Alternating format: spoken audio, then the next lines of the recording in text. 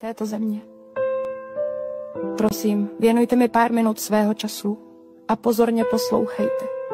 Co je pro vás Česko? Je to pro vás kus země někde na mapě? Nebo je to pro vás místo, kde se cítíte doma a vždy se tam těšíte? Protože jestli je Česko pro vás domovem, pak byste se měli zamyslet, co se s ním stalo. A hlavně, co s ním bude dál. Česká republika je a vždy bude v srdci Evropy. Přežili jsme říše okupace i zrady od našich přátel. Když ostatní padali, my jsme hrdě vstávali a měnili evropské dějiny.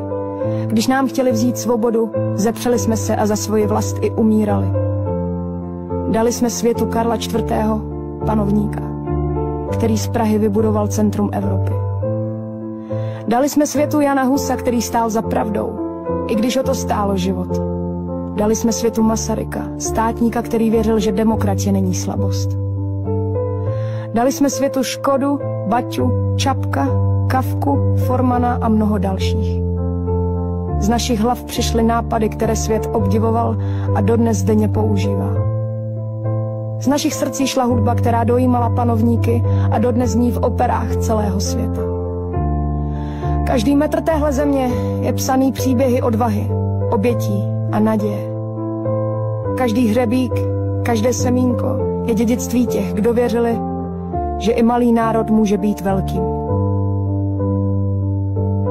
Naše země byla motorem Evropy, ale dnes už není.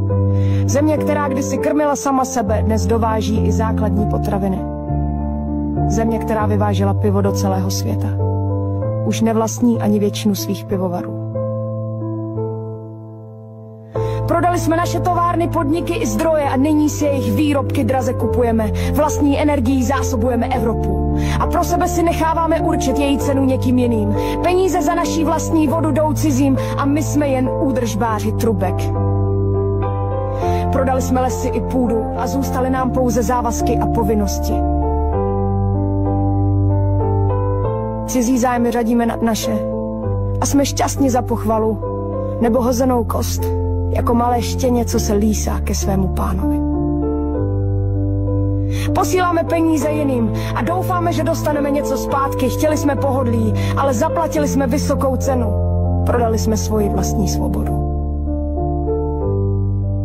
Dřív jsme se skláněli nad řemeslem.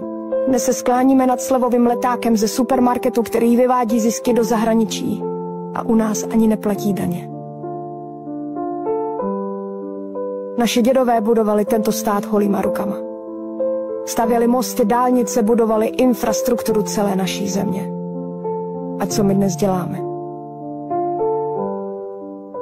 Jsme v zajetí sociálních sítí a víc nás zajímá, co měl soused k obědu, než co my budeme jíst zítra. Neprohráli jsme válku a přesto jsme přišli o všechno. Ale není konec. Naše země volá. Volá po těch, kteří se nebojí znovu začít. Volá po těch, kteří chtějí něco změnit. Máme v sobě sílu a vůli znovu si sáhnout na vlastní kořeny. Vzpomenout si, kdo jsme, odkud pocházíme a začít bránit to, co je nám drahé. Není hanba začít znovu. Hanba je vidět pravdu a nic s tím nedělat. Pojďme se naučit znovu vyrábět, budovat i pěstovat. Pojďme se ponaučit z našich chyb a zajistit, aby se neopakovaly. Pojďme být zase Čechy, kteří jsou hrdí na svou vlast. Ukažme světu, že české srdce ještě bije.